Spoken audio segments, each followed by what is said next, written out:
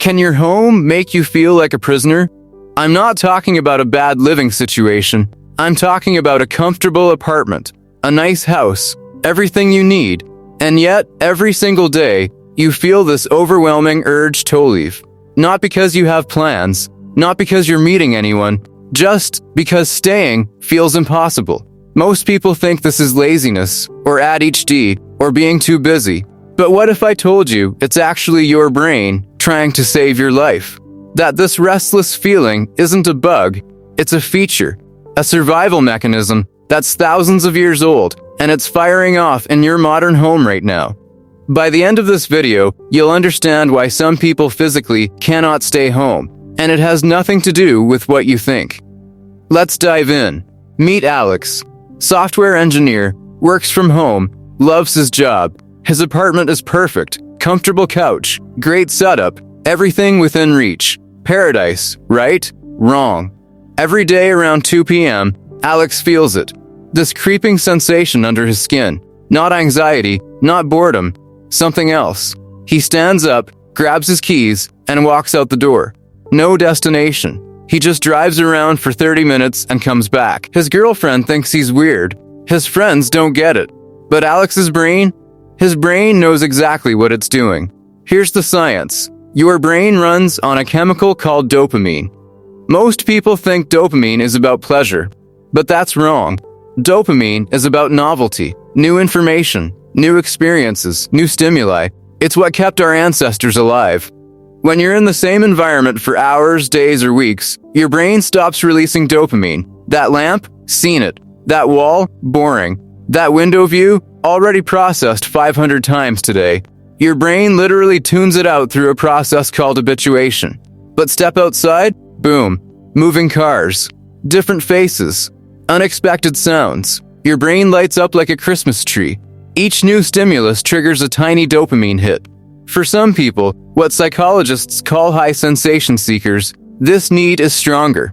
Their brains require more novelty to function optimally. Being at home isn't peaceful for them. It's sensory starvation. And here's the kicker. This isn't a personality flaw. It's neuroscience. Now, let me tell you about something that happened during the pandemic that psychologists are still studying. Before 2020, millions of people loved being home. Introverts, homebodies, people who genuinely enjoyed their space. Then, lockdowns hit. And something bizarre happened. People Hochosado stay home before suddenly couldn't stand it. Even when restrictions lifted, they felt trapped. Their homes, their sanctuaries, became sources of stress. Why? Because of a psychological phenomenon called reactance. When your brain perceives that your freedom has been restricted, even if logically you know you can leave, it triggers a rebellion response. Your brain essentially says, I don't care if this is comfortable. I don't care if it's safe. We need to prove we're not trapped. I interviewed a woman named Michelle. Before the pandemic, she worked from home and loved it. After, she couldn't write a single email without feeling like the walls were closing in. She'd go to coffee shops, libraries, anywhere.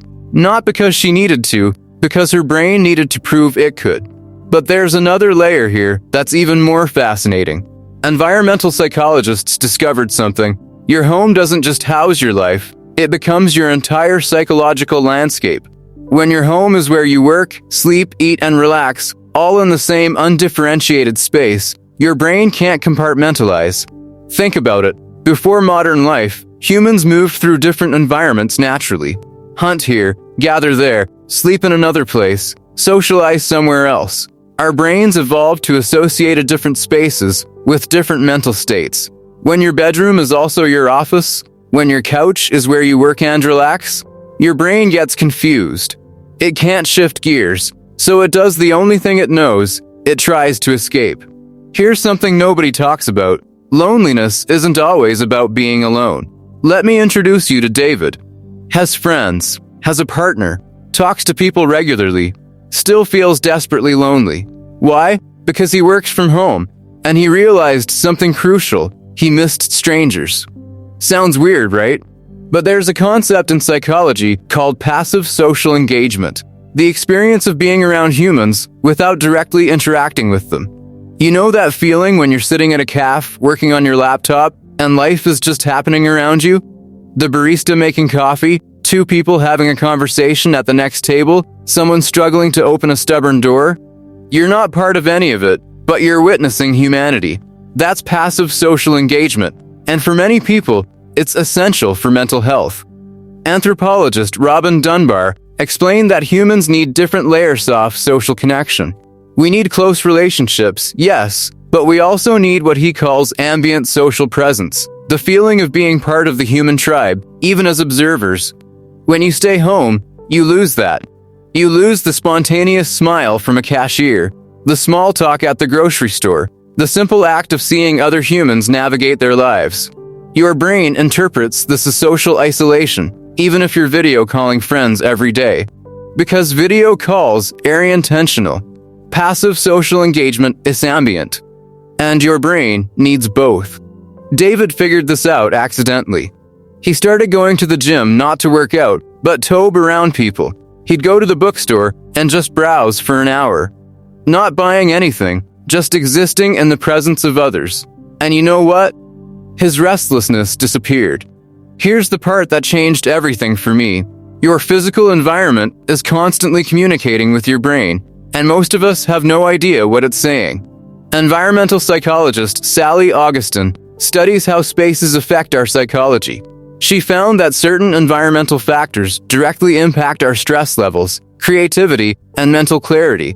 Natural light without it, your circadian rhythm gets disrupted, making you feel off. Visual variety, monotonous environments literally bore your brain into dysfunction. Spatial. Separation, no. Defined zones, sex, no mental compartmentalization. Biophilic elements, lack of nature connections, triggers low-level stress. Most homes weren't designed with psychology in mind. They're designed for function, aesthetics, budget. Nobody asked, will this environment support optimal brain function for 12 hours a day? I talked to a guy named Chris who couldn't figure out why he felt desperate to leave his apartment every evening. Nice place, good location. We did a walkthrough together. Zero natural light in his workspace. No plants. Beige walls everywhere. His office was a corner of his bedroom. His brain wasn't trying to escape his home. It was trying to escape an environment that was slowly draining his mental energy. He made 3 changes, moved his desk near a window, added plants, created a physical separator between his work area and bed. Within a week, the restlessness decreased by 70%. Your home isn't just where you live. It's the primary interface between your brain and the world. And if that interface is malfunctioning, your brain will scream at you to leave. So, why can't some people stay at home? It's not one thing. It's a perfect storm of biology, psychology, and environment. Your brain craving novelty? That's neuroscience. Feeling trapped in your own space? That's reactance theory. Missing strangers you'll never meet? That's evolutionary social needs. Your apartment draining your energy? That's environmental psychology. But here's what matters. If you feel restless at home, you're not broken. You're experiencing what happens when an ancient brain meets modern life. When a system designed for movement, variety, and ambient social presence gets confined to 800 square feet and a Wi-Fi connection. The solution isn't to force yourself to stay home. It's to understand what your brain needs, and then give it that, whether inside your home or outside it. Maybe you need to redesign your space. Maybe you need to build novelty walks into your routine. Maybe you just need permission to admit, my home doesn't meet all my needs right now. And that's okay, because the goal isn't to become someone who can stay home. The goal is to build a life, wherever that life happens, that actually works for your brain. Thanks for watching. Drop a comment if this hit home. I read every single one. And if you know someone who's always on the move, send this their way. Sometimes just understanding the why changes everything.